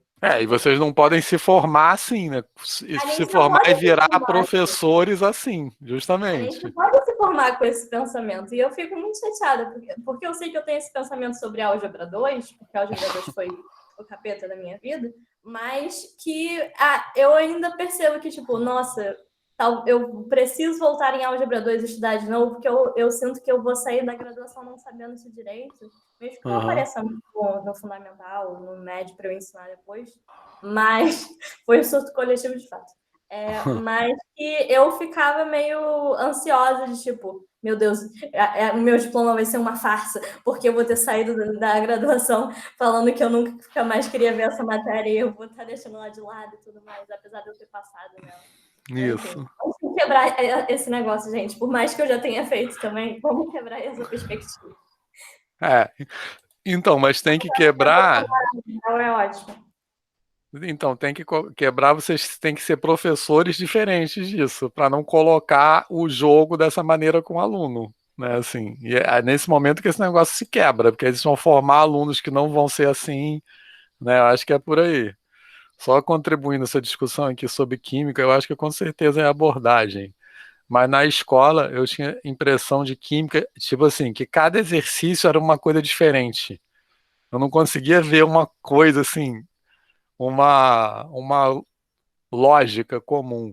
Ainda por cima teve um denominador comum entre as questões. eu não conseguia ver uma coerência, assim, tipo, como eu vi em matemática. Depende da parte da química, se a química orgânica é mais difícil, se a química... Não, química orgânica nem... Assim, nem pra oi, mim, né? Pra mim... Não, nem oi. Felipe também, que eu dou aula de química particular, mas tipo, eu geralmente monto mais aula do que eu dou, porque agora na época da pandemia, o pessoal pagar aula particular é meio complicado também. Mas que se eu tivesse parado de dar aula de química desde que eu entrei na graduação, eu teria me ferrado muito, porque eu teria esquecido tudo, que é muito chato. Agora, geralmente, quando eu coloco nos sites ou nos lugares que eu dou aula de química, eu geralmente faço especificação.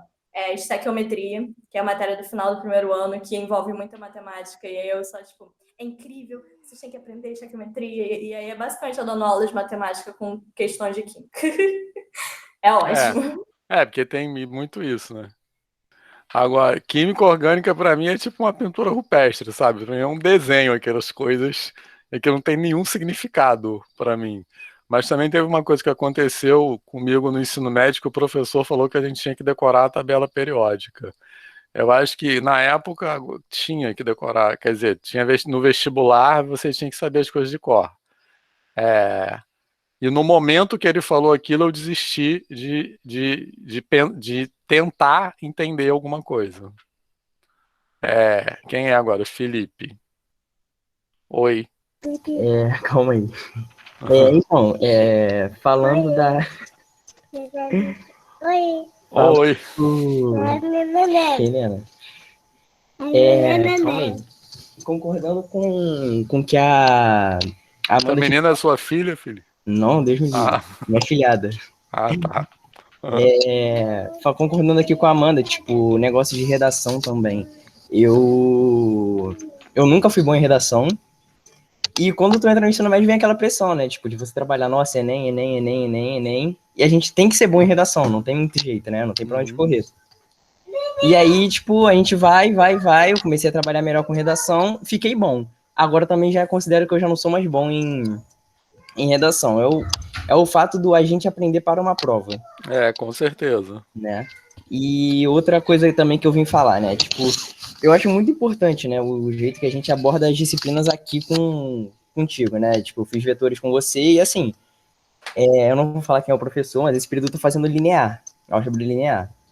Não aprendi nada. Sendo sincero, não aprendi nada. Só que ainda assim eu tô conseguindo me dar bem por muitas coisas que eu aprendi na sua matéria, em vetores. Né? Muitas coisas são parecidas assim e tal. A gente, tipo, eu lembro de coisas que eu vi contigo e não lembro de coisas que eu vi, tipo, há 2 semanas atrás. Então, eu acho que é muito importante o jeito que a gente aborda, porque aqui a gente não aprende para uma prova, a gente aprende para ensinar, a gente aprende para aprender de fato, não sei o quê.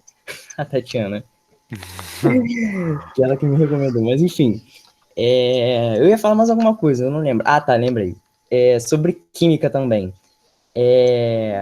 Sobre química, cara, no ensino médio, tipo, o fato de eu ter esquecido agora é bizarro, porque eu realmente sabia muito, né? Você falou da tabela periódica, eu cheguei a decorar a tabela. É uma coisa bem bizarra. Não, tem zero chance de eu decorar um quadradinho daqueles, muito menos a tabela inteira. Eu cheguei, pior que boa parte até hoje eu ainda sei porque que eu realmente decorei, mas assim, eu acho que o ensino médio, muita coisa deveria ser abordada de forma diferente, né? Porque no geral, desde que a gente entra no ensino médio, principalmente, né? A gente não aprende as coisas. O nosso objetivo é simplesmente fazer uma prova, que é o Enem. Acho que tudo que resume Enem, Enem, Enem, Enem. Tem até vários memes que que chega a ser bizarro, né? A gente entra no ensino médio, eu não lembro dos memes, mas a gente entra praticamente o Enem soca na nossa cabeça. Tipo, o cara fala, não, porque o Enem tá batendo na porta, Enem isso, Enem aquilo. Então, assim, o nosso objetivo acaba não sendo aprender, né? Então, por exemplo, muitas matérias que são importantes, como, por exemplo, função modular. Eu acho um assunto muito importante. Mas é um assunto que cai pouco no Enem. Aí, às vezes, a pessoa vai dar função modular em uma aula, em 2 dias, eu não sei o que, e já parte cai no Enem, cai mais, essa cai menos. É uma inversão de objetivos. Exato. Também. Deveria ser ao contrário, né? Mas eu acho que já devo ter comentado isso aqui, mas melhorou muito isso também. Porque quando eu fiz era vestibular e era assim, na época que eu fiz era um vestibular da SES Gran Rio, era a SES Gran Rio que fazia, sabe a SES Gran Rio, né? Essa empresa que tem aí. Fazia o vestibular unificado para todas as universidades do Rio de Janeiro. E era um vestibular múltipla escolha, ultra decoreba. Então, assim, as minhas piores matérias eram química e biologia. Aí eu cheguei no vestibular assim, química não adianta nem eu ler, eu vou botar C em tudo. Aí botei C em tudo. Aí, porque tinha nota mínima, né? Assim, tinha umas coisas lá que você conseguia passar. Aí, química eu nem abri a prova, mas nem que era um cartão, né? Eu só marquei C em tudo. Biologia, eu falei, eu vou ler a primeira questão. Se eu conseguir fazer a primeira questão, eu leio o resto. A primeira questão, eu lembro disso até hoje. Isso foi em 1985. A primeira questão era o nome científico de um peixe. A primeira questão de biologia. Qual é o nome científico do peixe tal? E as opções eram mudanças na escrita. Tipo assim, um com PH, outro com 2 L's. Assim, aí eu desisti e marquei sem tudo em biologia também. Era pra ver assim. se você sabe latim, pô. Hã? É pra ver se você sabe latim, né? Exatamente, era uma questão de latim. Aí depois disso, começou o vestibular da UFRJ. Aí acabou-se a SES Gran Rio. O meu foi o último ano que foi SES Gran Rio. Aí começou um vestibular que em termos assim, era melhor, porque não era tão decoreba, eram umas questões mais assim de pensar, mas era ruim porque cada universidade fazia o seu. Então, você tinha que estudar para vários, aí às vezes caía no mesmo dia, você tinha que escolher. Então, o Enem melhorou muito, tanto dando oportunidade para quem é de outro lugar, você não precisa ir na cidade fazer, e também porque as questões são menos decorebas, né, mal ou bem. Entendeu? Tem muitas críticas ao Enem, mas em relação ao que já foi, melhorou muito. Sim, Vai sim. lá. Rapidinho, só antes de eu falar.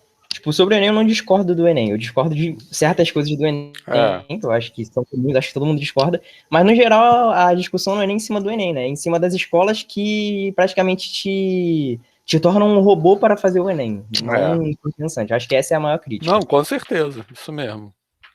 Ivo. Eu ia falar que essa questão assim de não assistiam com química, tem muito com Física 1 da UFRJ. Nossa, Física 1 pra mim foi o terror. Foi a pior nota da faculdade que eu tive, foi Física 1. Eu sabe que nem Física 3, Física 1 pra mim foi pior. Porque parecia que cada questão era de um jeito, assim, igual você falou, Vitor, com química, pra mim era assim, porque a gente perguntava pro monitor, o monitor falava uma coisa, é isso, aí você vê o gabarito era outra, aí o monitor ia lá e mudava a resposta. Eu falava, pô, aí não tem como, né? Você tá roubando, você sabe, igual combinatória, às vezes acontece combinatória, né? Você sabe o gabarito, aí tu vai lá e muda a resposta pra encaixar no gabarito. Isso é horroroso. Né? E é difícil, inclusive. Física 4 que eu achei muito assim. Essa eu não fiz. Essa aí não posso opinar. Mas eu queria falar uma outra coisa, assim, que na verdade falaram de química com relação à abordagem. A gente às vezes critica muito aqui a matemática e fala assim, a licenciatura tem vários problemas e tal. Concordo, tem vários problemas, mas não quer dizer que a gente vai deixar de formar. Eu acho que a licenciatura em matemática pensa consideravelmente comparada às outras sobre as questões de ensino, tá? Se vocês forem comparar com outros cursos, essa questão é menos debatida do que aqui, por incrível que pareça. Sim, com certeza. Inclusive, ironicamente, é uma coisa que assim, é surpreendente nas disciplinas de humanas, isso é menos discutido que nas disciplinas de exatas. Tipo assim, história, filosofia, licenciatura em história, até há pouco tempo era um 3+1, até há pouco tempo, até 2 anos atrás. Isso, 3+1 que tem 3 anos de bacharelado e mais um ano de disciplina de pedagogia, né? Que a gente não conhece esse termo. Mas é isso, a gente pensa consideravelmente. Então, quando a gente fala, a gente tece muitas críticas aqui durante o curso, né? Eu estava até conversando isso com o Vinícius hoje, né? Mas a gente tem essas críticas, mas tem que ter noção de que o que a gente está fazendo aqui, por exemplo, nessa disciplina, é um diferencial que outras. Não sei se em outros lugares tem isso. Não só na matemática, em outras disciplinas, por exemplo, de história, falando de América. Será que eles falam isso na disciplina de América? Eu não sei se eles falam, acho que não. Então, acho que isso aqui é uma chance única que vocês estão tendo, que nem muitas pessoas não tiveram. Eu falei isso na primeira aula desse curso, tá? Estamos chegando na penúltima, mas já está com uma cara de última aula já, porque a gente vai começar a fazer reflexões sobre a licenciatura e sobre a disciplina como um todo. Eu acho que é isso, assim, a gente reclamam, mas tem que reclamar assim, sem romantizar e sem demonizar. Ela não é a melhor licenciatura e ela não é a pior licenciatura. Então, acho que a gente tem que enxergar onde pode melhorar e o que já tem de bom, aumentar isso, né? Ronald? Tentar resumir aqui, né, que falaram muitas coisas assim que eu queria comentar também. Eu concordo com o que o Ivo falou, até que a licenciatura em matemática tem mais discussões assim do que outras, né, conversando com outros colegas de outras licenciaturas. Em relação ao Enem, foi um grande avanço mesmo em relação ao vestibular tradicional, que cada um era de um jeito, para cada vestibular você tinha que pagar a inscrição, você só podia disputar vaga. Tinha isso, exatamente. Dentro do seu estado, né? A pessoa perdia a chance de tentar disputar uma vaga simplesmente porque ela não tinha dinheiro para pagar a inscrição, porque cada um era uma inscrição diferente. Então, e a prova, claro, tem problemas ainda, mas já não é mais uma prova decoreba, conteudista como era. Então, assim, é um grande avanço. Claro que podia melhorar. Por exemplo, botar 2 provas do Enem por ano, né? Porque acontece do aluno ir mal e aí ele perde o ano inteiro, né? Sei lá, faltou, ou estava passando mal no dia, enfim, tem essas coisas. Mas o Enem é um grande avanço mesmo que ajudou a democratizar o acesso, eu acho, né? A minha opinião. Sim, e aí eu queria comentar uma coisa que eu lembrei agora, que hoje eu recebi um monte de livro de editora, né, do ensino médio, que as escolas públicas vão escolher os livros agora, né? E agora tá com a BNCC, com itinerários formativos e tal, tem um monte de coisa diferente que eu não entendo muito, que a gente precisa ficar ligado, mas tinha lá essas coisas de querer integrar os assuntos, né? Aí tinha lá progressão aritmética com a tabela periódica. Eu lembrei disso agora porque vocês comentaram, eu vi isso hoje. E aí tava dizendo, eu até anotei, porque eu achei bem esquisito. O número atômico dos elementos da tabela periódica é uma PA de razão 1. Pô, isso daí é muita forção de barra, né? A gente tem que tomar cuidado, porque eu acho que isso é um retrocesso, sabe? Com certeza. Tanta discussão para aparecer um negócio desse no livro. Gente, é brincadeira isso, né? É uma forçação de barra completa para aparecer PA ali, ó. PA de razão 1, para que isso? Ou seja, são os números naturais. Enfim. Não são porque não tem o zero. Ah, tá. N asterisco.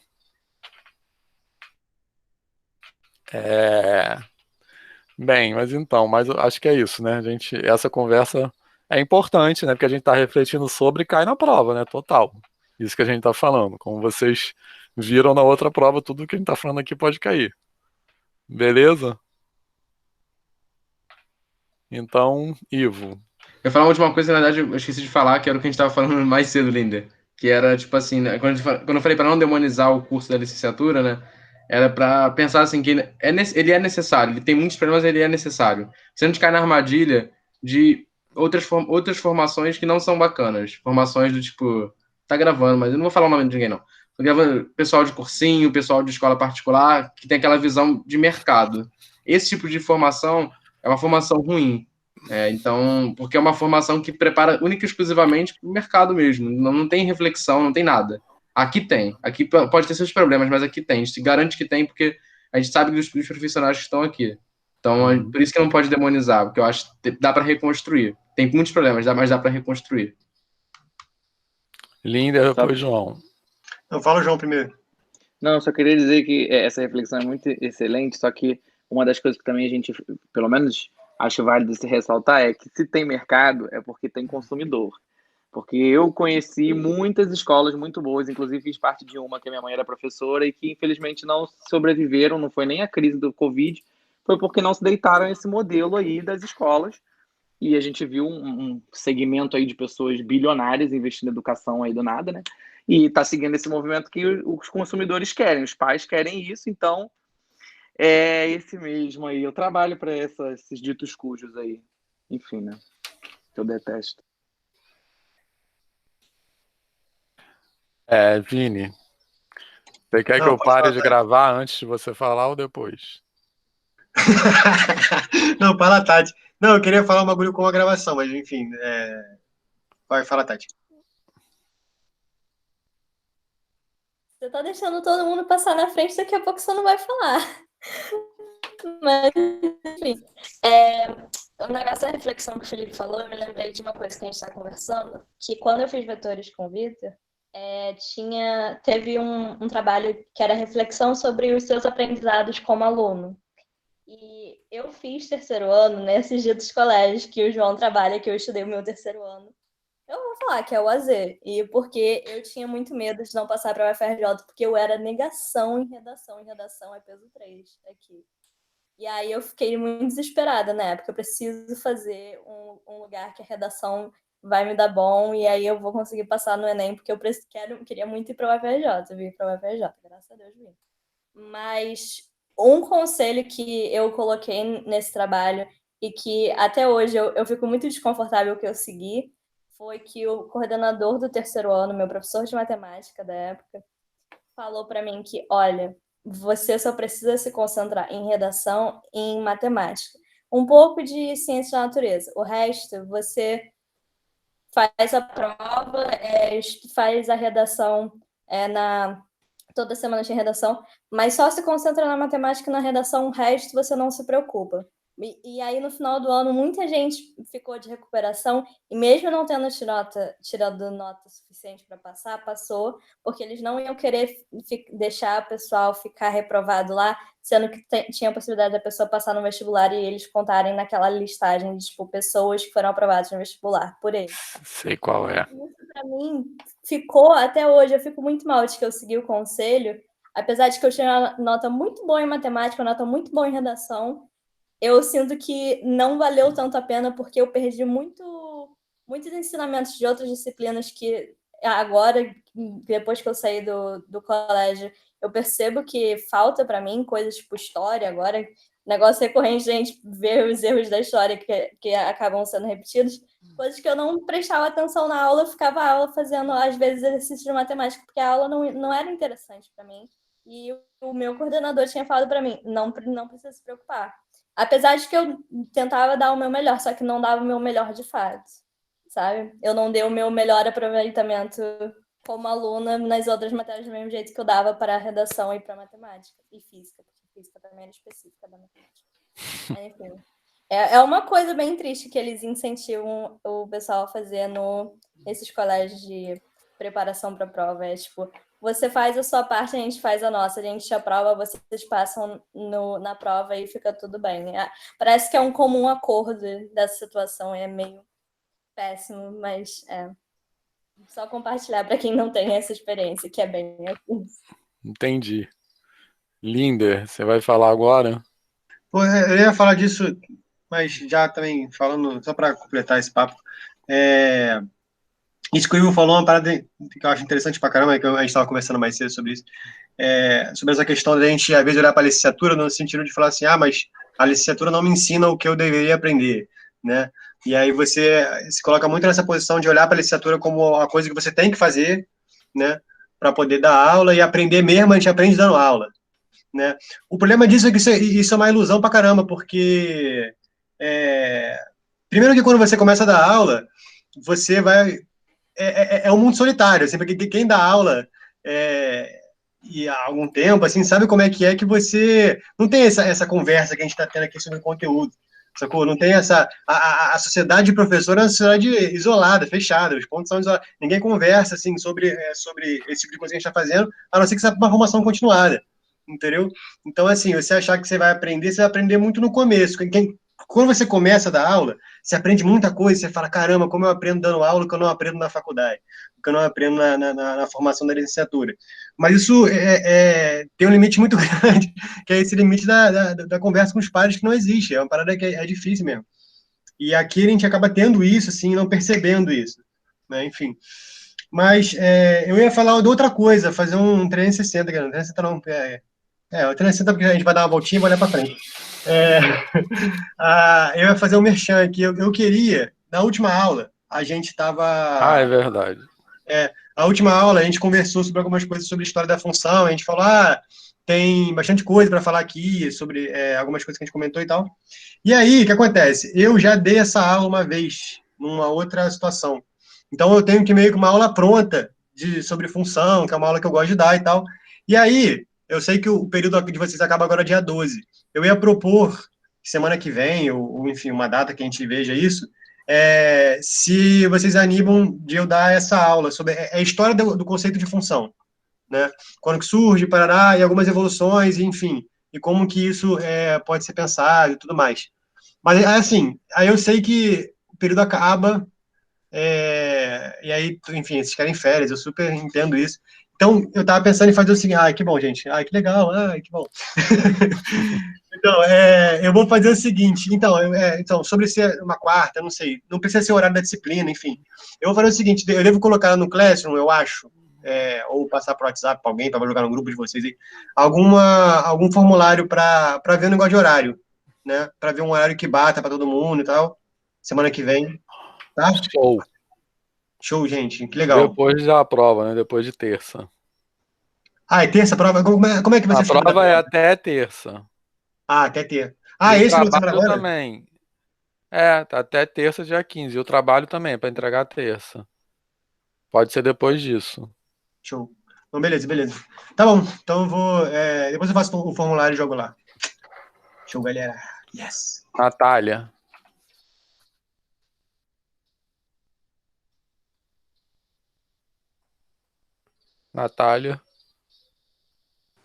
Desculpa, eu cliquei o negócio da mão e comecei a falar.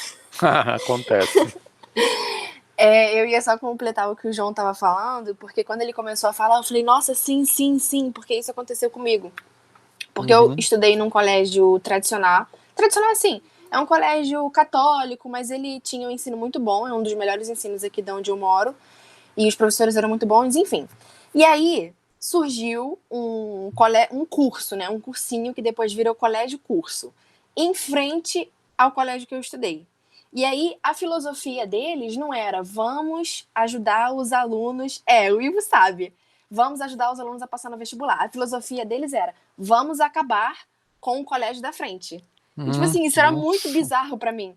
Porque a maior felicidade da vida deles era quando eles sabiam que alunos do colégio que eu estudei iam pra lá fazer pré-vestibular. E eles ficavam, nossa, e eles só sabiam falar mal o tempo todo do colégio que eu estudava. E assim, eu achava isso muito absurdo, porque eles pegavam praticamente o corpo docente deles eram todos os alunos do colégio que eu estudei. E aí eles pegavam todos aqueles alunos que já tinham alguma bagagem, não eram cruz, já tinham alguma coisa, davam macetinhos ali para eles para poder passar em prova, e aí depois diziam, nossa, nossos alunos são maravilhosos, eles são vou falar o nome, o fator revolucionou a vida desses alunos. Eu falava, nossa, gente, isso é tão absurdo, cara. E hoje eles passaram de somente curso para colégio-curso, e a filosofia deles continua sendo essa. Assustador. Beleza, então. Isso, o Ronald falou tudo. Falou tudo isso. Ronald, você falou tudo. Isso aí. Tem que bater nessa tecla sempre. Igual te defende o SUS, tem que defender a escola pública junto. Tem que falar. Escola pública e para todos, e democrática. Tem que terminar. Posso até falar. Eu fiz CAP da UFRJ, nunca entrei num curso de pré-vestibular e estou aqui fazendo o mesmo curso que a Natália. Eu tive várias pessoas que também fizeram esse curso. Muito bom, Ian, nem sabia. Mas é isso, ensino público para todos. E que não forme psicopatas. né, que não tem essa filosofia. Enfim, vou parar de gravar então, tá?